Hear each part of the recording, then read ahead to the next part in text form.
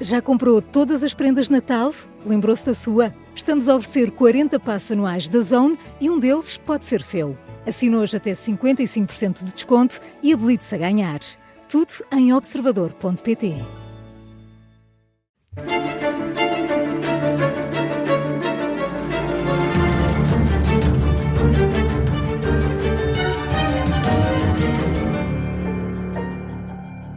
Bem-vindos ao Realpolitik, uma conversa sobre a política e a atualidade, todas as semanas aqui na Rádio Observador e em podcast. Eu sou o Miguel Pinheiro. Eu sou o Sérgio Sousa Pinto. Tu és o Sérgio Sousa Pinto. Nós hoje vamos falar sobre a aprovação do orçamento, sobre a nova radicalização de André Ventura, com os cartazes e com a frase dos três Salazares. Mas antes, vamos falar sobre o futuro do Bloco de Esquerda sem Mariana Mortágua. A grande dúvida de toda a gente que nos está a ouvir é saber se isto é uma crise passageira ou se o Bloco vai mesmo acabar. A tua bola de cristal diz o quê, Sérgio? A minha bola de cristal geralmente está orientada para o passado São as que resultam melhor. Raramente falha. Eu acho que sobre o Bloco de Esquerda é tão interessante o problema do futuro como o problema do passado. Ou saber, perceber de onde vem o esquerdismo, de onde vem o radicalismo de esquerda e o comunismo ou o protocomunismo, e depois podemos também discutir para onde é que ele irá. O que é certo é que é um fenómeno muito antigo e que tem a sua história, a sua tradição, que talvez nos ajude a compreender porque é que ainda hoje aqui está entre nós. Vamos a isso. Ora bem. E porque é que se calhar não vai desaparecer? Ora bem, a história do esquerdismo começa verdadeiramente na Revolução Francesa, não é verdade? Na Assembleia, tanto na Assembleia como na Convenção, a extrema-esquerda sentava-se nas cadeiras mais altas da sala dos Menu Plaisir, que era onde ela funcionava, e por sentar nas cadeiras mais altas, mais distantes, enfim, como hoje acontece no plenário da Assembleia da República, ficaram conhecidos como a Montanha, La Montagne, não é verdade? E aí acotovelavam-se os jacobinos e ainda um grupo mais radical que os jacobinos, que eram conhecidos como os enragés, ou seja, os raivosos, os enraivecidos, que também eram tratados como os irracionais. Também havia este apodo para este grupo. Bom, cada pessoa que estiver a ouvir escolhe o que preferir. Exatamente, eu acho que a montanha é o melhor. Depois havia o meio. O meio, coitado, até aos dias de hoje nunca teve direito também a ser bem tratado. O meio, que era no fundo o centro, não é? Não era bem centro, porque era um centro muito orientado para a esquerda, era um centro revolucionário, eram todos revolucionários, eram todos homens da Revolução Francesa, boa parte deles acabaram guilhotinados, como é sabido, daí vem aquela expressão, a Revolução devora os seus filhos, não é? Quem foi fundamentalmente cilindrado pela Revolução Francesa foi a esquerda. A extrema-esquerda cilindrou a esquerda. A esquerda e o centro-esquerda, não é? E foram lá alguns moderados pelo meio também, e até alguns dos irracionais também foram. Dava para todos. Estamos aqui a rir, eu não sei qual é que é a graça, estamos a falar de pessoas. Estamos a rir porque foi em 1789. Exatamente. Se estivéssemos em 1790, não estaríamos a rir. É vida. Seria só para ficar claro para os nossos... Podemos agora achar graça ao Robespierre. Já dá para achar graça. Robespierre foi um homem intelectualmente superior. Um homem excepcional. Uma das grandes cabeças da política do século XVIII. Não foi só uma grande figura política, era um homem intelectualmente superior. Infelizmente era um fanático, amarrado a uma determinada ideia de virtude, e foi um monstro. Robespierre foi um monstro. E portanto, o período robespierriano, também conhecido como o terror, primeiro o terror, depois o grande terror. Portanto, é o período em que todas estas figuras que nós vamos falar vão ver toda a sua cabeça separada do corpo, não é verdade? Nas várias depurações a que oficiou a Robespierre. Nós estávamos a falar dos desgraçados do centro. Então o centro era conhecido como Le Marais, ou seja, o pântano. Veja-se já, também não é o ideal. Uma pessoa ser conhecida como o pântano, basta imaginar a fauna que geralmente habita este tipo de ecossistema. Mas é interessante porque qual é a grande expressão, por exemplo, que Trump usa para o sistema? Da swamp, não é? O pântano. Isto vem tudo no mesmo sítio, basicamente. E o António Guterres também se demitiu porque achou que estávamos aqui para evitar no o pântano. Portanto, o pântano cá estava. Já havia na Revolução Francesa. Outros mais delicados chamavam-lhe La Plaine, ou seja, eram os que estavam sentados cá em baixo. Eram a pradaria, a planície. Nós chamaríamos hoje o centro, não é verdade? A direita, em rigor, não existia, porque eles eram todos revolucionários. Portanto, chamar de direita àqueles, enfim, que representavam uma parte do partido aristocrático que queriam que o rei não fosse julgado e executado, enfim, não existia praticamente direita. A direita aparece verdadeiramente contra a Revolução Francesa. Não é? Por isso é que se chama a reação. Não é? A reação praticamente não tinha expressão parlamentar. A reação tem os suas grandes figuras históricas, não é? Que é o Burke, um reacionário, conservador, e também um grande intelectual, e na minha opinião o maior de todos, Joseph de Maistre, que é o grande reacionário do século XVIII e o grande denunciador da Revolução Francesa, do sistema liberal, da democracia. É o grande reacionário, que escrevia sumptuosamente, eu chamo-lhe o Voltaire da direita, e que era verdadeiramente um ultramontano. Ele achava que a política devia seguir as orientações do Vaticano, e os soberanos absolutos são apenas lugares tenentes de Deus na Terra. E, portanto, toda a autoridade está para lá dos Alpes, para lá das montanhas, em Roma. Por isso é que existe a expressão ultramontanismo. Bom, mas voltemos então à extrema-esquerda, que é o tema que nos ocupa aqui hoje. Ora bem, Robespierre e os jacobinos, apoiados nos jacobinos e na Comuna de Paris, que era a parte mais radicalizada da sociedade francesa, toda a esquerda revolucionária, vamos falar da Revolução Francesa, são todos revolucionários, estão todos a construir um mundo novo, sem referências, a partir do nada, uma experiência histórica única, não é? Sim, muda tudo, os anos, tudo. Só comparável a 1917 na Rússia. Sim, muda tudo, os anos, o nome dos dias, as semanas têm 10 dias, o 18 de Brumário, o não sei quê predial ou de preirial, não sei bem, enfim, todas as referências mudam. A abolição da religião, o festival em que aparece Robespierre vestido quase como uma deusa, enfim, o festival do Ser Supremo, o culto do Ser Supremo, não? Que no fundo é a razão. Enfim, bom. Danton, Camille Desmoulins, os girondinos por atacado, Barnave, que era um feião, que também era um homem que nós hoje chamaríamos do centro-esquerda moderado. Quer dizer, as pessoas eram do centro-esquerda rapidamente eram insultadas, considerados conspiradores contra a Revolução, inimigos da Revolução, e seguiam para a guilhotina, eram expedidos para a guilhotina, onde eram aviados sucessivamente. No meio disto, foram muitos. Estes são os que eu me lembrei há bocadinho. E também foi o pobre Hébert. Hébert era um dos tais irracionais, não é? Ainda estava à esquerda dos jacobinos, estava à esquerda da montanha e também fez tais desacatos no seu jornal, que nós hoje os jornais são sempre uma coisa. Nós hoje chamaríamos populista, não é? Que também lá foi ele, teve a mesma sorte dos outros. E portanto, de onde é que vem esta é a origem da extrema-esquerda. A extrema-esquerda tem esta origem remota, não é? A partir da 1917 e da Revolução Comunista.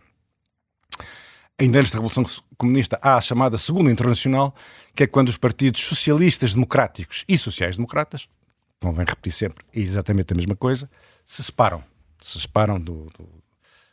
da Primeira Internacional, fundada por Karl Marx, e depois vamos assistir a Revolução de 1917 mais um conjunto de incidências. E aparecem os trotskistas, os comunistas propriamente ditos, que são marxistas, leninistas, são os leninistas, marxistas são todos, até os socialistas também são marxistas, os maoístas, seguidores da Revolução Chinesa. Ora bem, em 60 vem a divisão dos maoístas com os soviéticos, não é? É verdade, em 60. Exatamente. Há essa cisão e aparecem logo imediatamente em todo o mundo ocidental as capelinhas representativas de todas essas dissidências. Incluindo em Portugal dos maoístas, não é? O Francisco Rodrigues, não é? Francisco Martins Rodrigues. Que faz cá. Nós temos maoístas de várias tonalidades, porque não te esqueças que a Como UDP, não podia deixar de ser. A UDP também era maoísta, só que era de inspiração albanesa. E o comunismo albanês era um comunismo muito próximo do chinês, enfim, como referência ao comunismo chinês. Sim. Isso deu origem ao UDP, o trotskismo deu origem ao PSR, E, portanto, a plataforma de esquerda, salvo erro, que também acho que está na origem da plataforma 21. Plataforma 21. Plataforma 21 que está Mas é assim uma coisa mais... aí não tem este histórico. De facto, o PSR inicialmente ainda se chamava a Liga Comunista Internacional, quando surgiu em 73. Exatamente. E depois... A Quarta Internacional. Precisamente. E depois o PSR, no fundo, já é uma junção da LCI com... um PC qualquer coisa, já não sei. Juntaram-se depois e depois ficou o PSR. Muito bem, exatamente. Francisco Louçã no PSR, portanto, UDP, inicialmente o Chico Martins esteve lá, mas tivemos o Luís Fazenda, o Major Tomé, e depois o Luís Fazenda, que esteve na Fundação, e da Plataforma 21 vem o Miguel Portas. Miguel Portas, que a Plataforma 21 eram sobretudo dissidentes do PCP, não é verdade? Dissidentes não todos, era o Barros Moura. Deixa-me só contar aqui uma das coisas que esteve na base da saída do Miguel Portas do PCP, que é uma das minhas histórias preferidas, e que também mostra um bocadinho aquilo que o Bloco de Esquerda perdeu hoje, que foi o sentido do humor. Mas então, portanto, só para não nos perdermos, o Bloco de Esquerda é da junção de 3 movimentos, 3 mais 1, mas pronto, porque a seguir entra a ruptura FER, mas enfim, são os trotskistas do Louçã, PSR, a UDP, maoístas, pró-albanesa, diz? Pró-albanesa, e depois o movimento 21, o Manifesto 21, agora não me estou a lembrar. Mas então o Miguel, Política 21.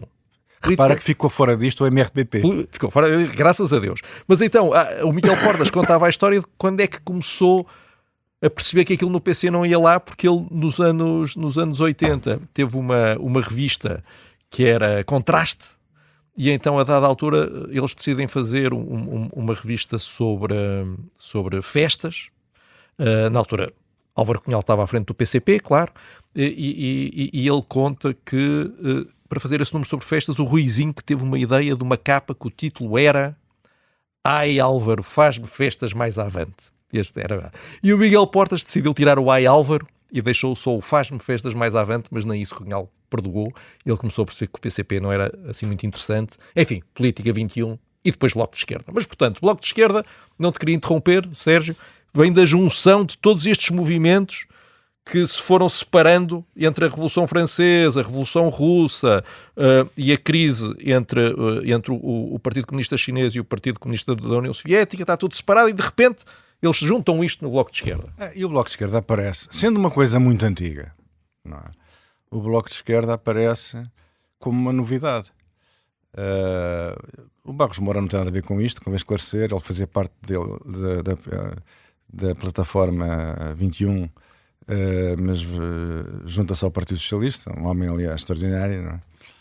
Ele na faculdade, Barros Moura era um homem muito inteligente, de tal maneira que na faculdade, e nos seus anos do PCP, quando era um homem muito influente no PCP, ele era conhecido como o IBM, inteligente Barros Moura. Isso é verdade, já não lembrava disso. Bom, e então, quer dizer, o Bloco de Esquerda, de repente, sendo uma coisa antiquíssima, aparece como ares de novidade.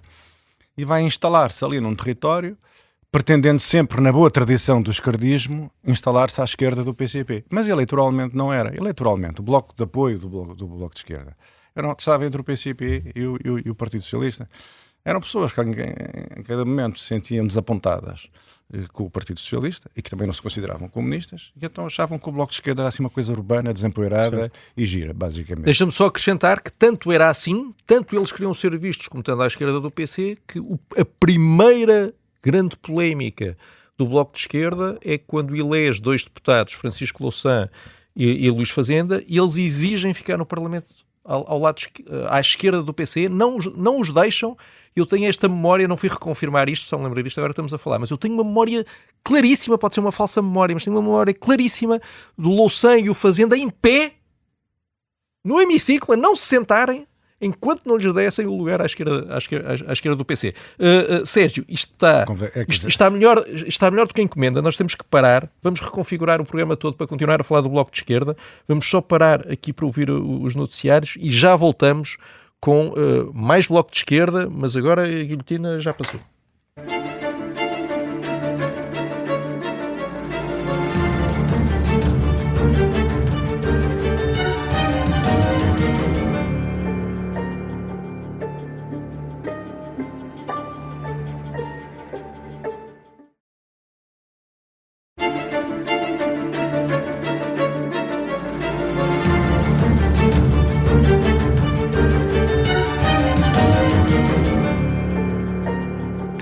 Bem-vindos de volta. Sérgio, estávamos aqui muito entusiasmados a tentar perceber de onde é que o Bloco vem e para onde é que vai.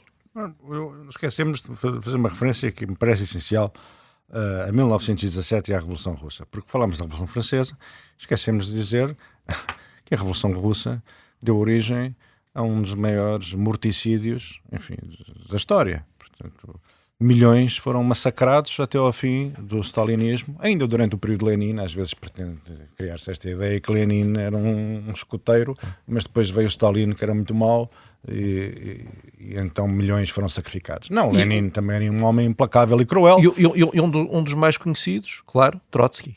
Trotsky convém não esquecer. Foi outro. Tal como na Revolução Francesa. Trotsky é uma figura extraordinária. Eu compreendo o fascínio que Trotsky exerceu sobre uma parte da esquerda. Foi o homem que organizou o Exército Vermelho, que garantiu que a Revolução Bolchevique tivesse sobrevivido na Guerra Civil, com a intervenção de muitas potências no princípio dos anos 20. E acaba também assassinado por mando de Stalin. E portanto isto é uma história de morte e de sangue, esta que é a verdade, até ao fim do período stalinista. E também isto ajuda a compreender porque é que esquerdistas e comunistas se odeiam de forma tão visceral. Não é? Lenin chamava os esquerdistas a doença infantil do comunismo, não é? Portanto, associava-os a uma patologia. Há um livro sobre isso. Tem um livro sobre isso, exatamente, tem um livro sobre isso. E os esquerdistas também tinham horror aos comunistas e consideravam que o stalinismo era uma depravação próxima do fascismo. Portanto, também um sistema totalitário e tal. Não se podiam ver. Portanto, hoje, quando o Bloco de Esquerda e o PCP...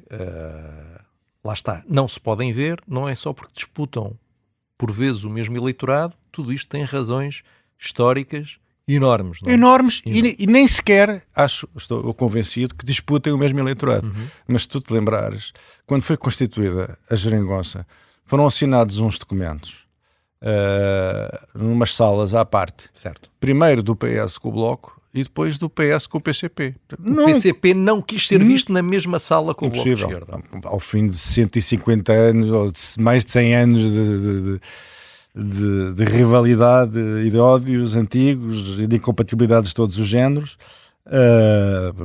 não foi possível isso. Aquilo fez quase uma sessão, foi uma ação que foram sessões clandestinas, lembras-te de umas fotografias tiradas por um telemóvel de algum bom samaritano digital. E pronto, e depois o Bloco ficou a dever muito a Francisco Louçã. O Bloco é impensável. Antes do Bloco, já o PSR era um fenómeno político muito relevante na juventude, graças a Francisco Louçã, que é uma pessoa também superior, muito carismática, e também do concurso de Fernando Rosas e de Luís Fazenda, que também se revelaram 3 políticos talentosos, e são eles o segredo do êxito. E o Miguel Portas. E do Miguel Portas também, mas Miguel Portas um resultado esteve comigo no Parlamento Europeu, portanto ele não esteve tão exposto, digamos assim, à política nacional. Miguel Portas esteve no Parlamento Europeu. O Francisco Louçã, há uma história que eu defino muito bem, que é de que é contada há uma biografia dele, do António Simões do Paço, conta que ele, ali a dada altura, o Pedro Santana Lopes, quando eles eram miúdos, estavam no liceu, não é? O Francisco Louçã era tão sério, que o Pedro Santana Lopes lhe deu, não sei se era 20 escudos, se ele dissesse um palavrão. E ele não disse. Não disse o palavrão. E realmente Francisco Louçã faz lembrar um bocadinho realmente a busca da pureza e da virtude revolucionária, não é? Permanentemente. Mas enfim, pronto. Fernando Rosas, Luís Fazenda, Miguel Portas e Louçã. Mas Louçã, claramente, o líder, não é? Sim, o líder e o mentor, não é? O mentor era a pessoa politicamente mais inspirada, eu diria, do grupo. E depois o Bloco foi vivendo desse capital, não é? O capital foi exaurindo. Cada vez que o Partido Socialista se apresentava ao país e convencia o país de que tinha condições para vencer as eleições e governar, o efeito voto útil dizimava o Bloco, e o Bloco... Sim. Sendo que o Bloco conseguiu um lugar próprio através das causas fraturantes, lá está, que jamais seriam colocadas politicamente pelo PCP, que é um partido muito conservador. As causas faturantes vêm todas do Partido Socialista e desde teu criado, porque foi a despenalização do aborto, 1997, o reconhecimento das uniões de facto homossexuais, de 1998. Quer dizer, eu acho que uma das coisas que contribuiu para o aparecimento do Bloco de Esquerda foi justamente a frustração na esquerda da posição muito conservadora do Partido Socialista na altura em que esses temas foram... António Guterres ajudou a criar o Bloco. António Guterres ajudou, na minha opinião, ajudou a criar o Bloco. Fez uma avaliação errada do país, achou que o país era muito mais conservador do que o país realmente era. António Guterres, católico, não é? Um líder do PS católico, para ele... Era contrário à legalização do aborto. Exatamente. Enfim, e essa foi a grande clivagem. Essa clivagem, depois a questão dos homossexuais também gerou outra clivagem rigorosamente igual e, portanto, isso gerou um território político vazio e como na política não há vazios... O Bloco ocupou. O Bloco ocupou. Bem, depois só falta já agora falar a seguir à Segunda Guerra Mundial o mundo está dividido em dois blocos, o bloco liberal capitalista comandado pelos Estados Unidos, o chamado mundo livre, e do outro lado o bloco totalitário soviético e pró-soviético. E no meio disto há uma esquerda que sobrevive e que já vinha do período anterior à guerra, tinha sido forte na Alemanha, tinha sido forte na França, tinha sido forte na Inglaterra, com o Partido Trabalhista, que são os socialistas democráticos, ou os sociais-democratas, na verdade. E esses vão vencer eleitoralmente no pós-guerra, vão ser os partidos dominantes do pós-guerra. Nos anos 70, praticamente a Europa toda ela é socialista e social-democrata. E, portanto, há aqui uma parte da esquerda que, como eu costumo dizer, não só contribuiu decisivamente para a construção das sociedades em que nós hoje vivemos, Estado de Previdência e tal, concorreu decisivamente com a democracia cristã, como é evidente, que também partilhou o poder nesses anos todos, mas, sobretudo, que é o que mais me orgulho, não tem as mãos sujas de sangue. Certo, mas é o PS hoje bravamente liderado por José Luís Carneiro. E diz-me uma coisa, os problemas, na tua cabeça, os problemas do Bloco hoje em dia estão mais ligados com o facto de lhes faltar uma liderança como a de Louçã, com o facto de ter ficado a proposta ter ficado esgotada, a proposta política do Bloco ter ficado esgotada a partir do momento em que as causas fraturantes foram sendo absorvidas pela sociedade portuguesa, não arranjou outras causas? Qual é o problema do Bloco? Porque os eleitores de esquerda radical estão lá, ou seja, isto vem desde a Revolução Francesa e eles não desapareceram de um dia para o outro. O Bloco é que não está a conseguir cativar e mobilizar esse eleitorado, não é? E é porquê? Falta-lhe, é um líder que lhe falta? São propostas que lhe faltam?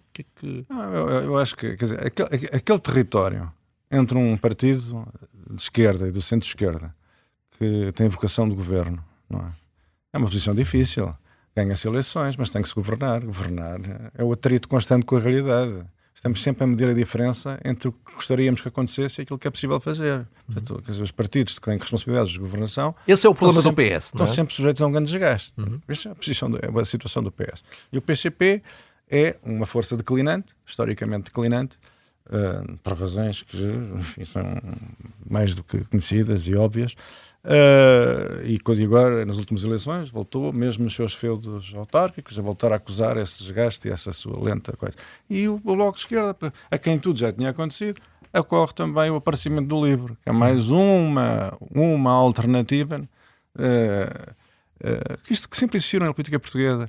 Eram os defensores da via original para o socialismo, os defensores de uma via portuguesa, quer dizer, o mundo não percebeu como é que se fazia para chegar a uma sociedade socialista, mas agora nós portugueses íamos certamente encontrar um caminho novo e nunca antes explorado, mais uma vez, mares nunca antes navegados. E portanto sempre existiu Pintacilguismo, depois havia aqueles depreciativamente chamados a esquerda festiva. A esquerda festiva eram os tipos do foi ir à festa pá, não sei o que e tal. Quer dizer, geralmente historicamente não carregam um passado tão pesado, não é? De fracassos e barbaridades, mas que sempre existiram. Em certas fases históricas eram os grandes defensores de uma grande convergência entre o PS e o PCP, não é? E portanto essas forças políticas, há sempre ali há um espaço sempre ali, mais ou menos disponível para ser ocupado entre o PCP declinante e a esquerda do PS, não é? Mas o Bloco acaba e fica ao livre? O LIVRE provavelmente será do plano político-sociológico, temos que o Bloco Social do LIVRE e o Bloco Social do Bloco, eu acho que tendem a sobrepor-se. São um eleitorado urbano e que acha que provavelmente aquelas ideias são política, económica e socialmente mais progressistas e mais avançadas e mais ambiciosas do que aquelas que defende o Partido Socialista. Já não vão votar no PCP, que é o partido daqueles senhores que estão... a jogar cartas, mas que sofreram antes do 25 de Abril. Isto é gente que não sofreu nada, quer dizer, são jovens universitários e tal, vão para as redes sociais combater o fascismo. Pronto, é outro tipo de pessoas. Muito bem, portanto não há um futuro risonho, não é? Sérgio, há um futuro risonho para a pátria, porque temos orçamento, ou não? A pátria tem um orçamento, já é uma boa notícia, ter um orçamento é sempre bom. Aliás, é um bom tópico, já não sei, será bom. A Espanha está não sei quantos anos a viver de décimos e depois não se nota. E safa-se. Um orçamento espantoso, é um orçamento espantoso. Em primeiro lugar, quer dizer, acho que o Partido Socialista faz muito bem a viabilizar este orçamento. Esta coisa de considerar que os partidos que não dispõem de maioria absoluta podem depois ser sabotados por via dos orçamentos de Estado, eu considero que é um erro. A estabilidade, eu gosto de estabilidade, gosto de regras, e a menos que existam razões absolutamente incontornáveis. Nem há alternativa, não é? E podem existir. Às vezes pode ser completamente impossível a uma pessoa violentar-se de tal maneira que vota um orçamento que ofende todos os seus valores e convicções. Porque este orçamento de Estado, apesar de tudo, não tem matéria que justifique uma reação dessa radicalidade. Mas é um orçamento despesista, é um orçamento que se propõe gastar isto comparado com os governos do Partido Socialista parece que o mundo está de cabeça para baixo. Portanto, os governos do PS foram governos de austeridade e contenção, também com as chamadas e muito celebradas cativações, e agora finalmente o país descomprimiu e portanto agora isto é gastar à tripa forra e portanto o governo propõe-se que com este orçamento, a contar com este orçamento de 2026 e com os dois anteriores orçamentos que também já fez, propõe-se gastar 27 mil milhões de euros em 3 anos. O Partido Socialista em 8 gastou 28 mil milhões de euros. Portanto, eu acho que é absolutamente extraordinário. Mas o atual PS queria gastar mais, não é? Porque queria aumentos permanentes nas pensões, não é? E como sabemos... O atual PS deveria explicar onde é que tencionava cortar, ou se a ideia era expandir, continuar a expandir.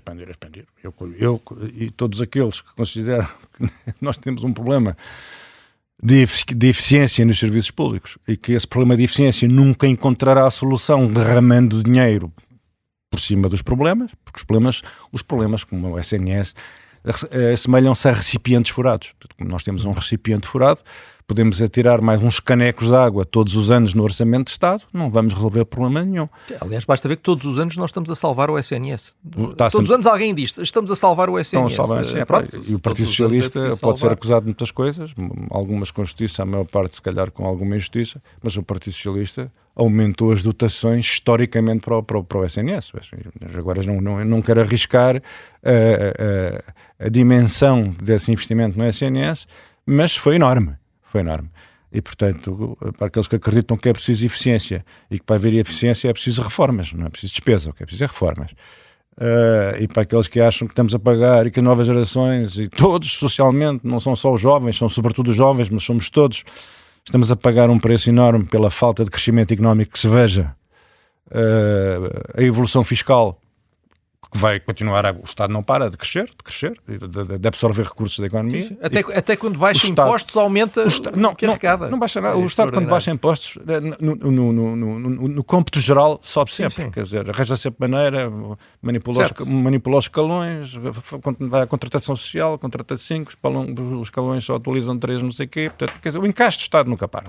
A sofreguidão do Estado por recursos, seja um governo do PS, do PSD, nunca há, enfim, um entendimento, nunca prevalece o entendimento, não existe na sociedade portuguesa, se calhar, não é só nos partidos, se calhar na própria sociedade portuguesa, não existe uma compreensão de que os nossos problemas nacionais só podem encontrar resposta no crescimento económico. E podíamos pensar todos como é que nós fazemos para aumentar o crescimento económico. Em vez de andarmos nisto, crescer 1%, 1,5%, ficamos todos contentes quando crescemos 2%. Eu gostava de saber como é que isto se vai resolver com a situação demográfica do país, como é que se vão pagar as pensões, qual vai ser a arrecadação fiscal para sustentar o sistema de pensões, que tipo de impostos é que as pessoas vão ser chamadas a pagar, o impacto na economia desta aspiração. Isto parece um discurso liberal, mas já há muitos anos que digo que todos aqueles que têm uma visão inconformada e que desejam a reforma do Estado e da economia portuguesa para podermos crescer, há um caminho comum que tem que ser feito com os liberais. Os liberais têm um problema, são doutrinários. Acham que se nós acabássemos com o Estado ou reduzíssemos a pouco,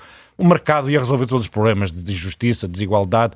Não vão. Portanto, eu não sou um liberal doutrinário. E acho não és um neoliberal de casino. O liberal doutrinário é um ortodoxo igual aos marxistas. Pronto, tem lá uma cartilha enfiada na cabeça e, portanto, ele acredita que quando a realidade, meia dúzia de marteladas, encaixa-se a realidade na cartilha. Eu não acredito nisto, não acredito que o mercado por si só resolva os problemas de profunda desvantagem em que estão muitas pessoas, em que nascem muitas pessoas, em que estão muitas pessoas vulneráveis.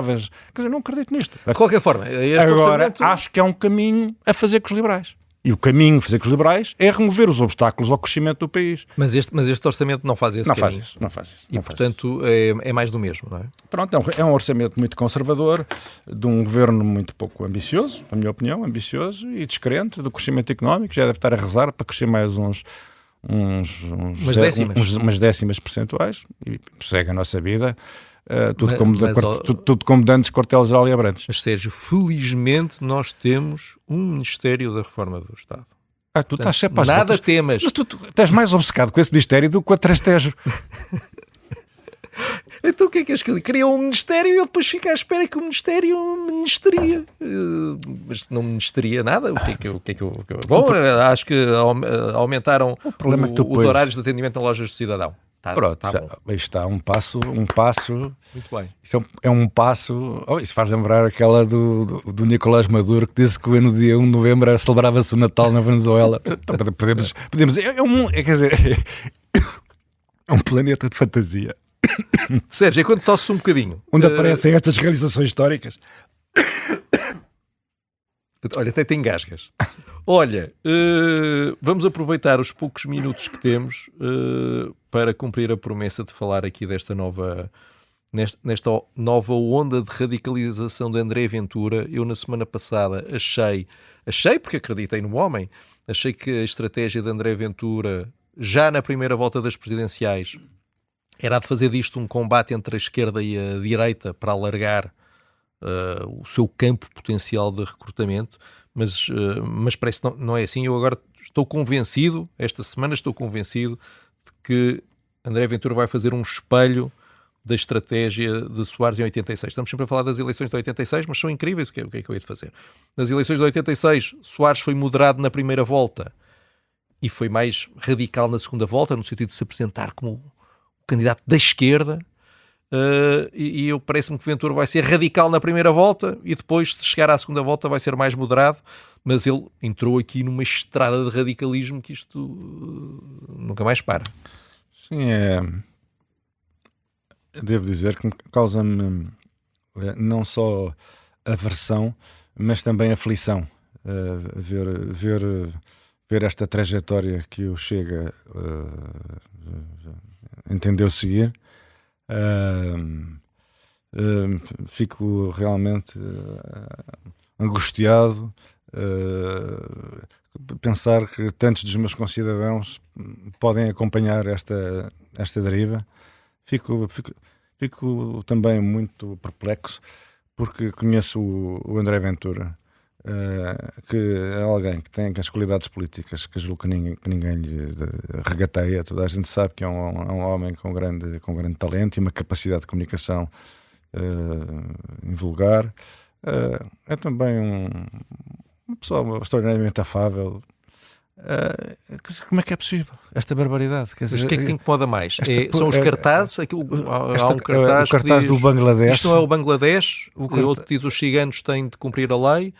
São os cartazes ou é este novo slogan que ele descobriu dos 3 Salazares? Qual das... Não, a história dos Salazares, evidentemente que nós vivemos num país onde pessoas que hoje têm uma esperança média de vida que lhes permite viver até aos 80 anos, porque têm um Serviço Nacional de Saúde que antes do 25 de Abril não existia e morriam alegremente aos 70, aos 71, e que têm todos os apoios e vão ao hospital e passam a vida na sala de espera e vão ao centro de saúde e não sei o quê, acham que o bombom era o Salazar. E o país é assim, e portanto há muita gente que é assim, e portanto nós todos os dias somos confrontados com pessoas que não têm a mínima noção do que estão a dizer. E portanto acham que o Salazar era que era bom, têm saudades do Salazar e não há nada a fazer. E André Ventura sabe que esse país existe e quer despertá-lo, quer acordá-lo, quer acicatá-lo. O país que acha que isto precisa de autoridade e mando, que isto está chibatada, isto com um chicote valente, este país andava para diante em direção ao progresso e ao bem-estar, que foi o que aconteceu se calhar durante o salazarismo, não é? Quando éramos aqui um atraso de vida, a vergonha da Europa. Mas pronto, esse país existe e André Ventura quer ter esse país com ele. Mas o que me incomoda mais é o cartaz do Bangladesh, porque evidentemente que são imigrantes, são pessoas especialmente vulneráveis, que estão aqui a viver entre nós. E há aqui uma dimensão de acicatar sentimentos deploráveis de xenofobia contra um grupo, contra uma categoria de pessoas. Os Bangladesh são exatamente das pessoas de Ribeira de Pena. Há bons, há maus. São pessoas como as outras. Esta ideia de atacar uma categoria de pessoas.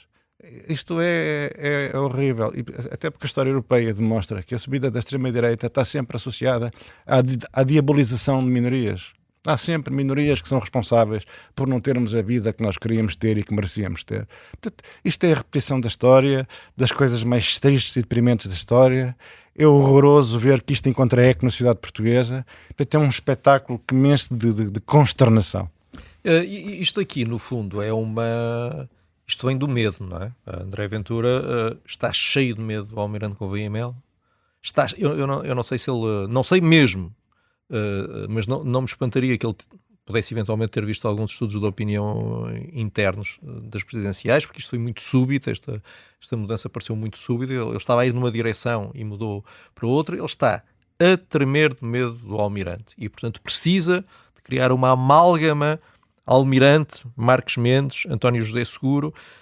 Aqui o único ponto que me mete impressão é como é que os outros candidatos caem nisto, porque nós temos que falar sobre André Ventura e sobre todas as outras pessoas, porque somos pagos para isso, para comentar o que está a acontecer na vida política portuguesa. Mas Gouveia e Melo, Marques Mendes, António José Seguro não são obrigados a comentar André Ventura. Eu não percebo como é que eles andam há 2 ou 3 dias a comentar, Miguel, a deixar-se levar. Mas as pessoas não se motivam só por razões táticas. Se calhar o que era inteligente do ponto de vista tático era ignorar. Mas às vezes não é possível ignorar. Não é possível ignorar. Mais vale dizer, mais vale sofrer as consequências, mais vale perder, mais vale ir para o caixote lixo da história, mais vale desaparecer, mas dizer o que tem que ser dito. Não se pode calar por interesse e por cálculo. Não é possível. A tática não pode prevalecer sobre tudo. As pessoas falam porque não conseguem deixar de dizer o que pensam daquilo que lhes provoca aversão e revolta. Mário Soares só ganhou as eleições de 86 porque aceitou e promoveu o voto do PCP nele, tentou esconder esse apoio e taticamente fez o que tinha de fazer para ganhar. Mas olha, eu percebo que eles ficam todos com muito mais virtuosos. Freitas do Moral também foi muito penalizado. Freitas do Moral, que era um democrata cuja democraticidade, cuja adesão aos valores de uma sociedade livre e liberal não pode ser posta em causa. Sem dúvida. Também teve entre os seus apoiantes muitos trogloditas que atacaram sedes do Partido Comunista, que cercaram sedes do Partido Socialista e que queimavam bandeiras nas ruas durante a campanha eleitoral e que eram evidentemente saudosistas do anterior regime. E isso serviu para que muitos pensassem, ao menos como Mário Soares, teremos liberdade e podemos dormir descansados. E se calhar Freitas do Moral também não merecia isso. Muito bem, então com este novo regresso à história acabamos o Real Político de hoje. Já sabem, voltamos na próxima quarta-feira em direto ao meio-dia. Também estamos em todas as plataformas de podcast.